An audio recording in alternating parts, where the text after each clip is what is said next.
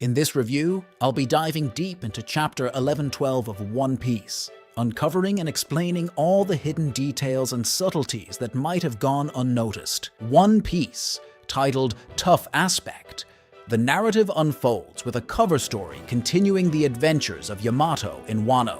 In a heartfelt scene, Kinemon provides Yamato with some travel funds. "I'll give you some money for the journey, but I need one last favor from you, Yamato," Kinemon requests earnestly. The chapter picks up at the shores of Egghead Island, where chaos erupts among the Marines.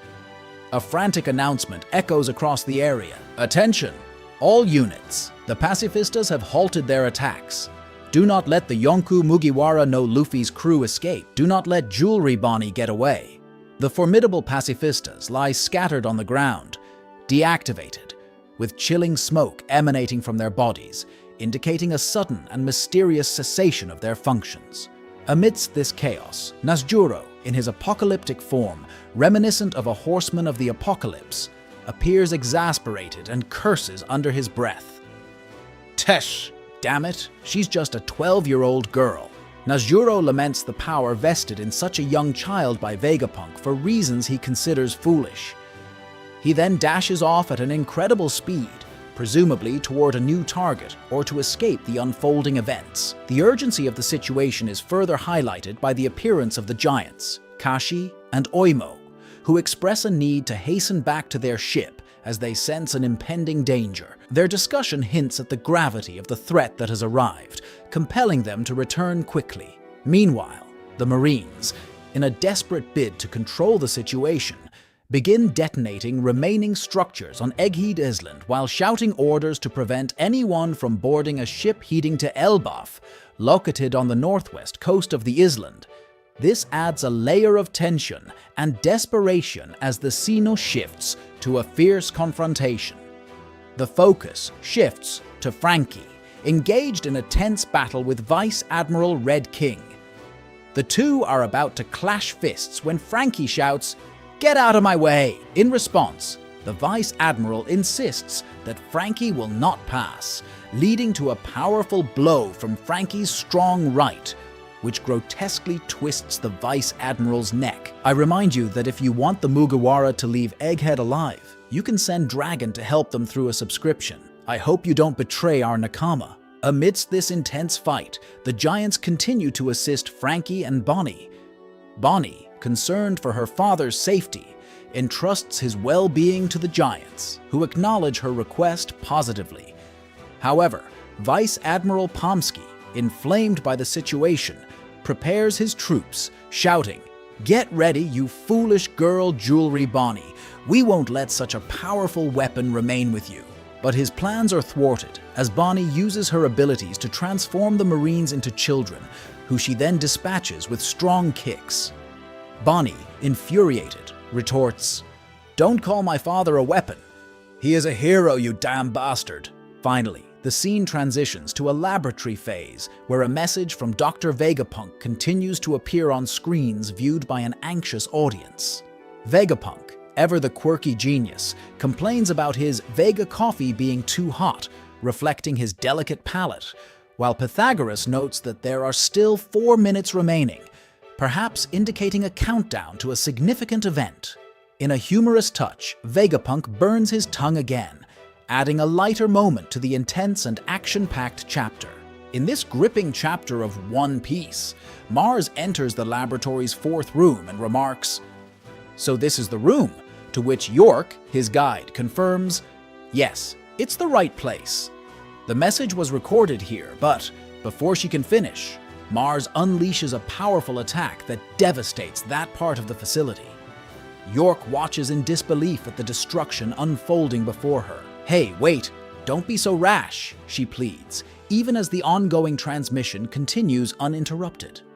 On the broadcast, Shaka and Pythagoras announce that there's little time left, and Vegapunk mentions, "Thanks to the conversion of energies, I can lower the temperature of the coffee." York tries to reason with Mars, saying, "See? The transmission hasn't stopped at all. If I were Stella, I would have hidden the means of transmission as well. We need to find the Denden Mushi that's streaming this." Mars responds with a grim determination to destroy everything.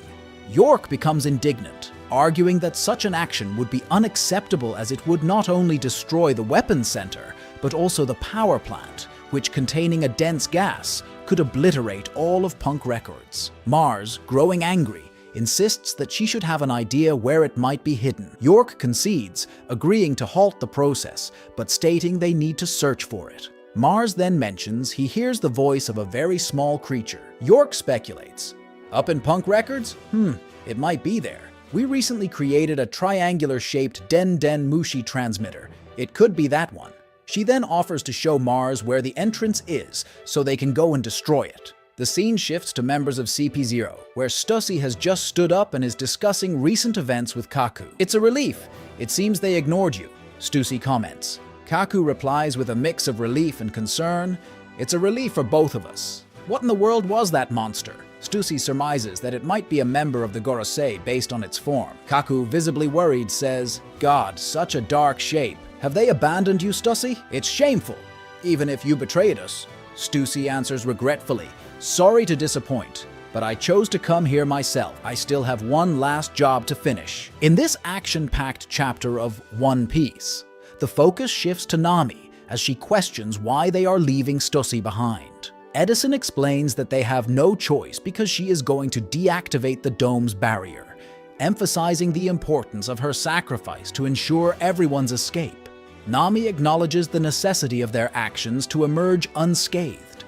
Meanwhile, Robin remarks on the planned flight distance with Vega Force 1, which is now compromised. Edison cuts in, affirming her thoughts. "It's a 100% drop," he declares, causing Usopp to scream in surprise. Usopp then explains their strategy. The coup de burst is ready. When Zoro and the others arrive, we have to make a super jump out to sea. If we fail, we're on our own, relying on our strengths. Edison confidently adds that they have an amazing ship capable of creating miracles. Edison then leaps towards the barrier to create enough space for the Sunny to escape. As he does, the barrier explodes, causing significant damage and eliciting screams from the crew as he falls, suffering 78% damage. "Something is pulling us from the center of the island. The wind is too strong," they shout. It's soon revealed that Jupiter is causing the gusts by absorbing everything with his enormous mouth. "That's a powerful ability," exclaims Dory, while Brogy notes his inability to move forward. In a desperate attempt to escape, Luffy advises Jupiter to eat a building if he's hungry, then proceeds to cut one down and kick it into Jupiter's mouth, which fills up completely. Brogy laughs heartily. "Gababa, that was incredible!" Luffy, feeling exhausted, transforms into an old man, confusing Dory about what just happened. Luffy explains that his energy is depleted and he needs meat. Brogy offers him some hakal, fermented shark meat, a staple emergency food in Elbaf. Luffy, unsure of what it is, questions the strange smell, but eats it and immediately feels rejuvenated. "Thanks to this, I'm much better again," Luffy exclaims. Dory laughs at Luffy's rapid recovery, but their moment is cut short as Warcurry begins his attack. Luffy leaps with all his might and launches a Gomu Gomu, no red rock, at Warcurry, but his incredibly tough skin reflects the damage back at Luffy. "Damn it, how tough is this guy's head?" Luffy shouts, highlighting the intense and unpredictable nature of their battle. We shift our focus to Usopp amidst the chaotic surroundings of the laboratory phase. Amid clouds of smoke, spider-like legs begin to emerge, setting a foreboding atmosphere. Meanwhile, one of the giants is suddenly attacked and cries out in confusion and pain. "What has happened?" He falls to the ground, gravely injured, surrounded by smoke in a menacing scene, as if emerging from a cursed shadow in front of Atlas, Frankie, and Bonnie. Nasjuro makes his appearance. The trio stares in bewilderment, wondering who this new formidable figure could be. The narrative then builds to a tense climax in the final panel. From Punk Records, the ongoing transmission can still be heard. Pythagoras announces, "Stella, there's only 1 minute left," signaling urgency. Vegapunk confidently declares that he is ready, just as Mars seems to have located the Den Mushi transmitter.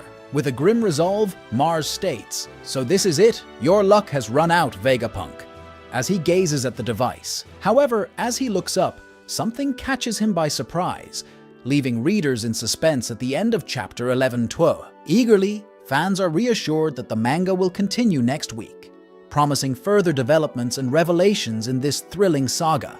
Thanks for tuning in. If you enjoyed this breakdown, don't forget to hit like and subscribe for more insightful content like this. See you in the next review.